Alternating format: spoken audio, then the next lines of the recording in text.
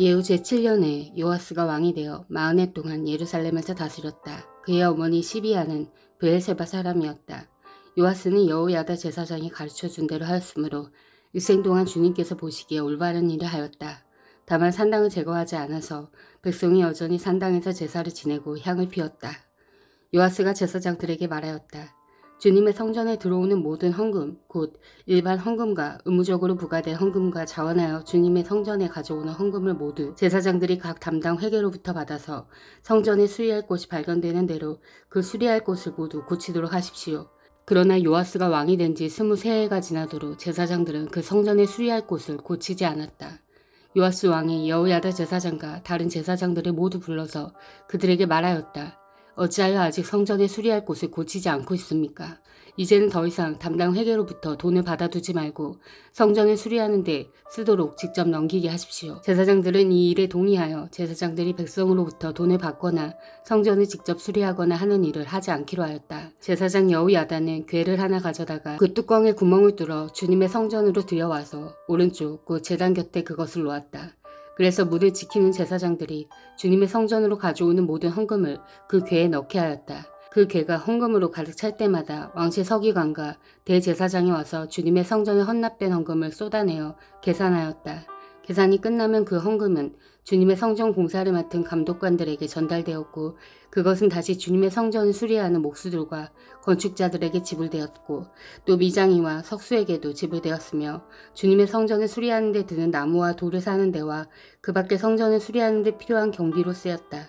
주님의 성전에 헌납된 그 헌금은 주님의 성전에서 쓸 은 대접들과 부집개와 대접들과 나팔 등의 금 그릇이나 은 그릇을 만드는 데 쓰이지는 않았다. 그 헌금은 오직 일꾼들에게 주어 그것으로 주님의 성전을 수리하는 데만 사용하였다.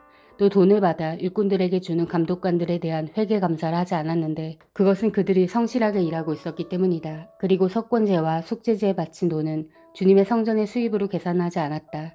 그것은 제사장들의 몫이었기 때문이다. 그 무렵에 시리아 왕 하사엘이 가드를 공격하여 함락시켰다. 그런 다음에 하사엘은 또 예루살렘을 치려고 하였기 때문에 유다 왕 요아스는 앞서 유다를 다스린 여호사밧과 여호람과 아하시스가 주님께 바친 모든 물건과 또 자신이 주님께 바친 것들을 비롯하여 주님의 성전과 왕실 창고에 있는 모든 금을 시리아 왕 하사엘에게 보냈다. 그러자 하사엘은 예루살렘을 치지 않고 물러갔다. 요아스의 나머지 행적과 그가 한 모든 일은 유다왕 역대지략에 기록되어 있다. 요아스의 신하들이 영모를 꾸며 신라로 내려가는 길에 있는 밀로의 궁에서 요아스를 살해하였다. 그를 살해한 신하는 시므아스의 아들 요사갈과 소멜의 아들 여호사밧이었다. 그가 죽으니 그의 조상들과 함께 다윗성에 장사하였다. 그의 아들 아마샤가 그의 뒤를 이어 왕이 되었다. 유다왕 아하시아의 아들 요아스의 왕 제23년에 예후의 아들 여호아하스가 이스라엘을 다스리는 왕이 되어 사마리아에서 17해 동안 다스렸다.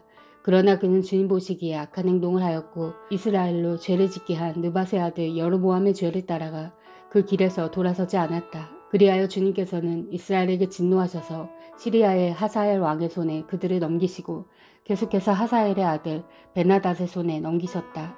그러나 여호아하스가 주님께 간절히 용서를 구하니 주님께서 그의 간구를 들어주셨다. 이스라엘이 시리아 왕의 억압으로 고난을 받고 있음을 보셨기 때문이다. 그래서 주님께서는 이스라엘의 구원자를 보내어 시리아의 손에서부터 벗어나게 하셨고 이스라엘 자손은 예전처럼 그들의 장막에서 편안하게 살았다. 그럼에도 이스라엘 자손은 이스라엘로 죄를 짓게 한 여로보암 가문의 죄로부터 돌아서지 않고 여전히 그 길을 그대로 걸으며 사마리아에는 아세라 목상까지도 그냥 세워두었다. 시리아 왕이 여호아스의 군대를 공격하여 타작마당에 먼지같이 만들었기 때문에 여호아스에게는 겨우 기마병 50명과 병거 10대와 보병 10,000명만이 남았다. 여호아스의 나머지 행적과 그가 한 모든 일과 그가 누린 권세는 이스라엘 왕 역대지략에 기록되어 있다. 여호아스가 죽으니 사마리아에 안장하였고 그의 아들 여호아스가 그의 뒤를 이어 왕이 되었다. 유다의 요아스 왕 제37년에 여호아스의 아들 여호아스가 이스라엘의 왕이 되어 사마리아에서 16해 동안 다스렸다. 그는 주님께서 보시기에 악을 행하였고 이스라엘로 죄를 짓게 한 느밧의 아들 여로보암의 모든 죄로부터 돌아서지 않고 그 길을 그대로 걸었다. 여호아스의 나머지 행적과 그가 한 모든 일, 또 그가 유다왕 아마샤와 싸운 용맹은 이스라엘 왕 역대지략에 기록되어 있다. 여호아스가 죽으니 이스라엘의 역대 왕들과 함께 사마리아에 안장하였고 여로보암이 그 뒤를 이어 왕자에 올랐다. 엘리사가 죽을 병이 들자 이스라엘 왕 여호아스가 그에게로 내려왔다. 그리고 그 앞에서 눈물을 흘리며 말하였다. 나의 아버지, 나의 아버지, 이스라엘의 병고와 마병이시여. 엘리사가 그에게 말하였다. 활과 화살을 가져오십시오. 그가 활과 화살을 가져오자 엘리사가 이스라엘 왕에게 말하였다. 활을 잡으십시오. 그가 활을 잡으니 엘리사가 그의 손 위에 자기의 손을 얹었다. 엘리사가 말하였다. 동쪽 창문을 여십시오. 왕이 창문을 열자 엘리사가 말하였다. 쏘십시오. 그가 활을 쏘자 엘리사가 말하였다. 주님의 승리 화살입니다. 시리아를 이길 승리 화살입니다. 임금님께서는 아벡에서 시리아를 쳐서 완전히 진멸하실 것입니다. 엘리사가 또 말하였다. 화살을 집으십시오. 왕이 화살을 집자 엘리사가 이스라엘 왕에게 말하였다. 땅을 치십시오. 왕이 3번을 치고는 그만두었다. 하나님 사람이 그에게 화를 내며 말하였다. 임금님께서는 대6번 치셨으면 시리아군을 진멸할 때까지 쳐부술 수 있었을 터인데 고작 3번입니까? 이제 임금님께서는 겨우 3번만 시리아를 칠 수 있을 것입니다. 그런 다음에 엘리사가 죽으니 거기에 장사하였다. 그 뒤에 모압의 도적대가 해마다 이스라엘 땅을 침범하였다. 한 번은 장사 지내는 사람들이 어떤 사람의 죽음을 묻고 있다가 이 도적대를 보게 되었다. 그러자 그들은 놀라서 그 죽음을 엘리사의 무덤에 내던지고 달아났는데 그때 그 사람의 뼈가 엘리사의 뼈에 닿자 그 사람이 살아나서 제 발로 일어섰다. 시리아의 하사엘 왕은 여호아스가 다스린 동안에 줄곧 이스라엘을 억압하였다. 그러나 주님께서 이스라엘에게 은혜를 베푸셔서 그들을 불쌍히 여기시고 그들을 굽어 살피셨다. 이는 아브라함과 이삭과 야곱과 맺으신 언약 때문이었다. 그래서 그들을 멸망시키지 않으시고 이제까지 주님 앞에서 쫓아내지 않으셨다. 시리아의 하사엘 왕이 죽고 그의 아들 베나닷이 그의 뒤를 이어 왕이 되었다. 이때 여호아스의 아들 여호아스가 하사엘의 아들 베나단의 손에서 성읍들을 도로 되찾았다. 이 성읍들은 부왕 여호아스가 전쟁으로 빼앗겼던 것이다. 여호아스는 3번이나 베나닷을 쳐서 이스라엘 성읍들을 도로 되찾았다. 1세 왕 여호아스의 아들 여호아스 제2년에 유다 왕 요아스의 아들 아마샤가 유다 왕이 되었다. 그는 25세 왕위에 올라 예루살렘에서 29해 동안 다스렸다. 그의 어머니 여호아따는 예루살렘 태생이다. 아마샤는 주님께서 보시기에 올바른 일을 하긴 하였으나 그의 조상 다윗만큼은 하지 못하였고 아버지 요아스가 한 것만큼 하였다. 그리하여 산당은 제거되지 않은 채로 백성은 여전히 산당에서 제사를 드리며 분향을 하고 있었다. 왕권을 확고하게 장악한 다음에 아마샤는 부왕을 살해한 신하들을 처형하였다. 그러나 그는 처형한 신하의 자녀는 죽이지 않았다. 그것은 모세의 율법서에 기록된 말씀을 따른 것이다. 거기에는 아버지가 자녀 대신에 처형되어서도 안 되고 또 자녀가 아버지 대신에 처형되어서도 안 된다. 오직 각 사람은 자신이 지은 죄에 따라 처형되어야 한다 하고 말씀하신 주님의 명령이 있다. 아마샤는 소금 계곡에서 에돔 사람 10,000명을 쳐 죽이고 또 셀라를 쳐서 점령한 다음에 그 이름을 욕드엘이라고 하였는데 오늘까지 그렇게 불리고 있다. 그때 아마샤가 예후의 손자요 여호아스의 아들인 이스라엘의 여호아스 왕에게 전령을 보내어 서로 직접 만나 힘을 겨루어 보자고 제안하였다. 이스라엘의 여호아스 왕은 유다의 아마샤 왕에게 사람을 보내어 이렇게 회답하였다.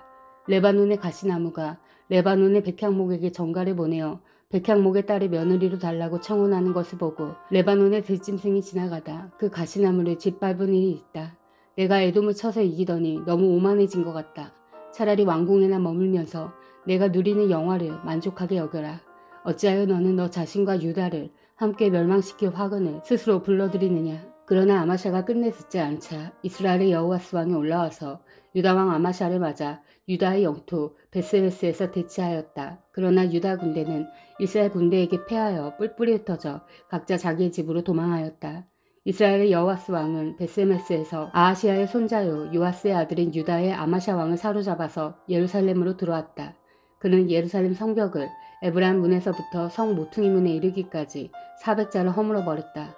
그는 또 주님의 성전과 왕궁의 보물창고에 있는 금과 은과 모든 그릇을 약탈하고 사람까지 볼모로 잡아서 사마리아로 돌아갔다. 여호아스의 나머지 행적과 그가 누린 권세와 그가 유다의 아마샤 왕과 싸운 일에 관한 것은 이스라엘 왕 역대지략에 기록되어 있다. 여호아스가 죽으니 사마리아에 있는 이스라엘 왕들의 묘실을 안장하였고 그의 아들 여로보암이 그의 뒤를 이어 왕이 되었다. 유다의 요아스 왕의 아들 아마샤는 이스라엘의 여호아스 왕의 아들 여호아스가 죽은 뒤에도 15해를 더 살았다. 아마샤의 나머지 행적은 유다 왕 역대지략에 기록되어 있다. 예루살렘에서 반란이 일어나자 아마샤는 라기스로 도망하였다. 그러나 반란을 일으킨 사람들은 라기스에까지 사람을 보내어 거기에서 그를 죽였고 그의 죽음을 말에 싣고 와서 예루살렘 안에 다윗성에 그의 조상과 함께 장사 지냈다. 유다에 온 백성은 아세라를 왕으로 삼아 그의 아버지 아마샤의 뒤를 잇게 하였다. 그가 왕이 되었을 때에 그의 나이는 16이었다. 아마샤 왕이 죽은 뒤에 아사랴는 엘랏을 재건하여 유다에 기속시켰다. 유다의 요아스 왕의 아들 아마샤 제15년에 이스라엘의 여호와스 왕의 아들 여로보암이 왕이 되어 사마리아에서 41해 동안 다스렸다. 그는 주님께서 보시기에 악을 행하고 이스라엘로 죄를 짓게 한 느밧의 아들 여로보암의 죄에서 떠나지 아니하고 그것을 그대로 본받았다. 그러나 그는 이스라엘의 국경을 하맛 어기로부터 아라바 바다까지 회복하였다. 이것은 주 이스라엘의 하나님께서 그의 종인 가드 헤벨 사람 아미떼의 아들 요나 예언자에게 말씀하신 그대로였다. 주님께서는 이스라엘의 고난이 너무 심하여 매인 사람이나 자유로운 사람이나 할 것 없이 한 사람도 남아있지 않아 이스라엘을 돕는 사람이라고는 아무도 없는 것을 보셨다. 주님께서는 이스라엘의 이름을 하늘 아래에서 지어 없애겠다고 말씀하시지 않았기 때문에 여호와스의 아들 여로보암을 시켜서 그들을 구원하신 것이다. 여로보암의 나머지 행적과 그가 한 모든 일과 그가 전쟁에서 보인 능력과 유다에 속하였던 다마스쿠스와 하맛을 이스라엘에게 되돌려준 일들은 이스라엘 왕 역대지략에 기록되어 있다. 여로보암이 그의 조상인 이스라엘의 왕들과 함께 누워 잠드니 그의 아들 스가랴가 그의 뒤를 이어 왕이 되었다. 아멘. 사랑하는 형제자매 여러분, 주님이 곧 오십니다. 마라나타.